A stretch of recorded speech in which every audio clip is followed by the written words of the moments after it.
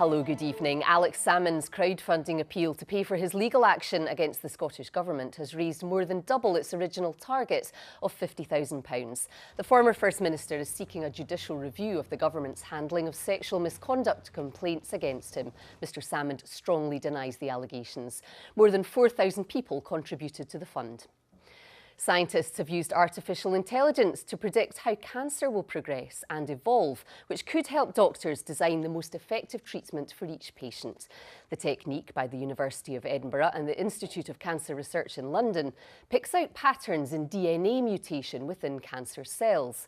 This can then be used to forecast future genetic changes, increasing the patient's chances of survival. A 32-year-old man is in hospital in Edinburgh after an assault on Princes Street earlier this morning.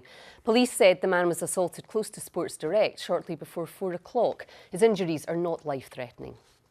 Former Celtic striker Scott McDonald says he's hugely surprised by the sale of Moussa Dembele to French club Lyon. The £19.7 million received by Celtic is a Scottish record, but McDonald believes fans will be worried about the lack of striking options now available to Brendan Rodgers. It leaves Celtic now a little bit short up top.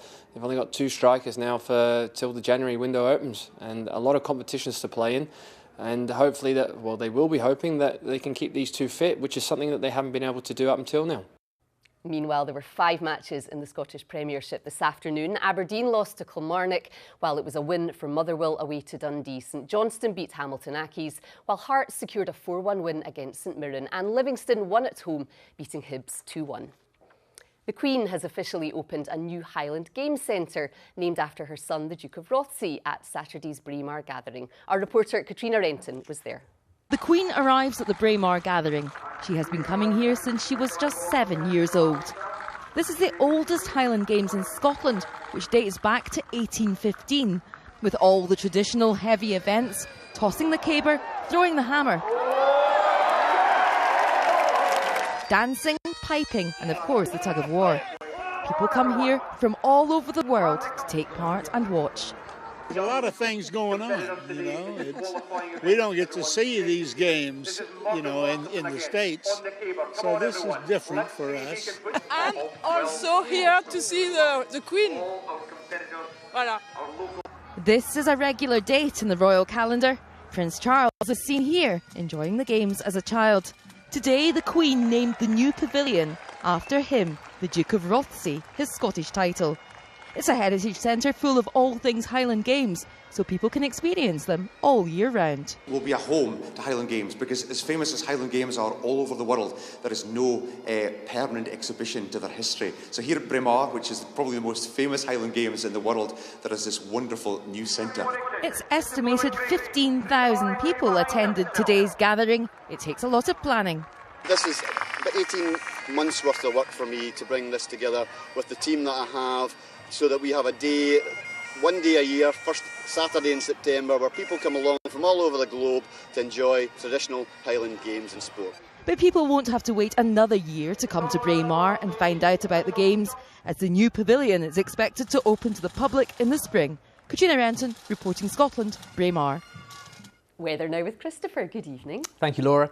And good evening to you at home. Well, it was a fairly cloudy, grey day for many of us today, with some patchy light rain and drizzle. And little change really overnight tonight. Fairly cloudy, some clear spells, but also some mist patches and some hill fog forming. To tomorrow, and whilst there is high pressure nearby, we have a weather front moving in off the Atlantic, bringing some strengthening winds. It's a cloudy start to Sunday, quite misty and murky at times, and the odd spot of light rain or drizzle, but a windier day than today, and that will help to break the cloud up. There'll be some sunshine coming through at times, certainly towards parts of Inverness-shire, over towards the northeast of Aberdeenshire, and temperatures up to the low 20s, quite a humid feel.